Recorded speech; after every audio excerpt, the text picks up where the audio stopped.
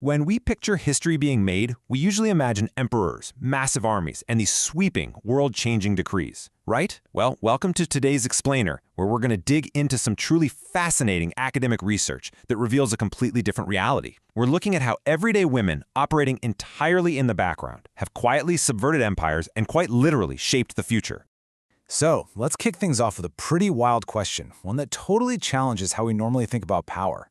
Can the quiet, everyday work of raising a child actually overthrow a tyrant? To figure this out, we're going to use the ultimate underestimated underdogs as our guide today. We'll be drawing on a deep analysis of the biblical Exodus narrative, and then pairing that with sociological data from modern-day Nigeria, just to see how everyday domestic life can actually become an act of profound, world-altering resistance. Section 1. The Pharaoh's Blind Spot.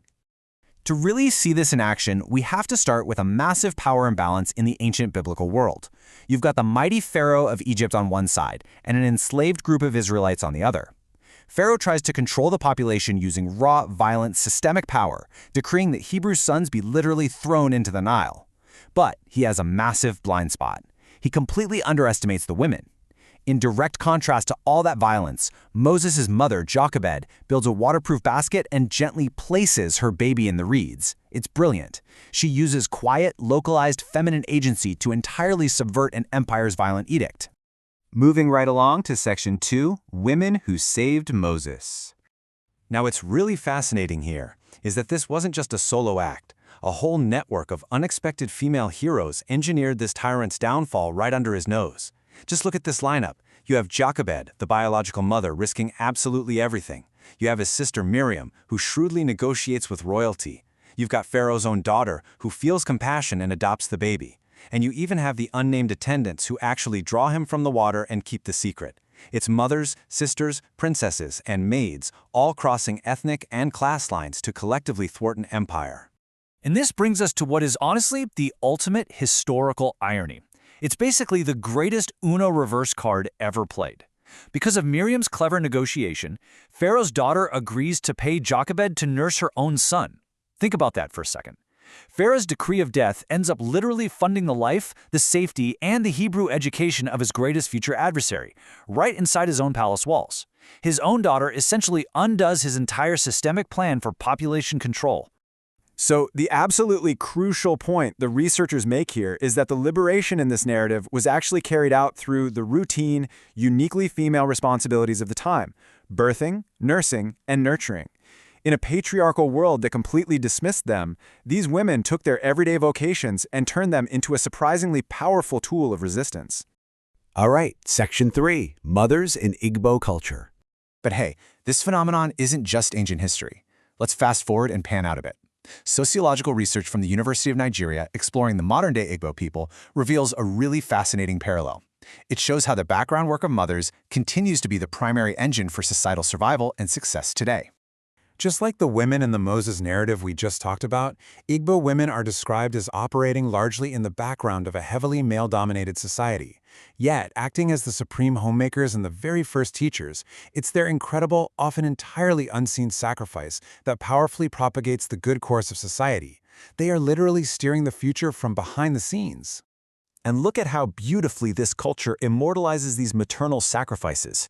They use what researchers call mother fork personal names given to girls. I love that charm.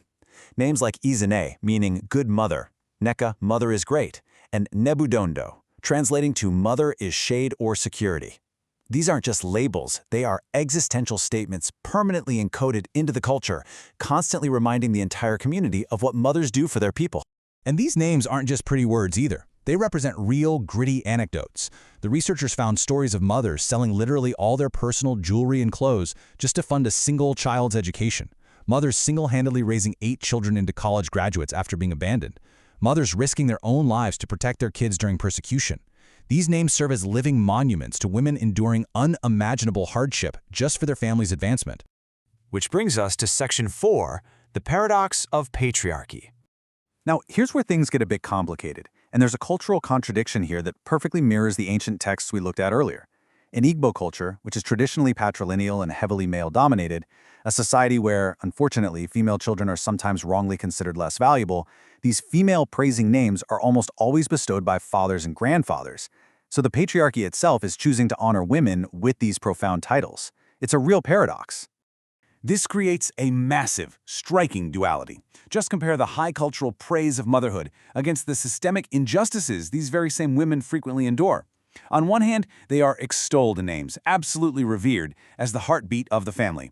Yet, in practice, they're often excluded from land inheritance, subjected to humiliating widow rituals, and disparaged in cultural proverbs. It's a lot like the ancient Egyptian society we discussed, relying heavily on Hebrew women as midwives and nurses, while simultaneously trying to destroy their people. But even with all those immense hurdles, the research lands on something so powerful.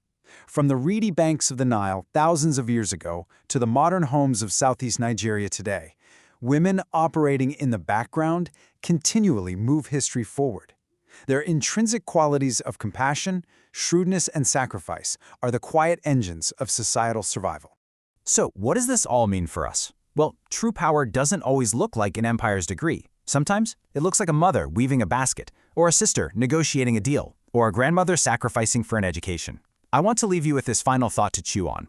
Who are the hidden, everyday heroes doing the background work that is quietly shaping the future of your own society? Take a look around at the underestimated individuals in your own life, because they just might be the ones truly changing the world.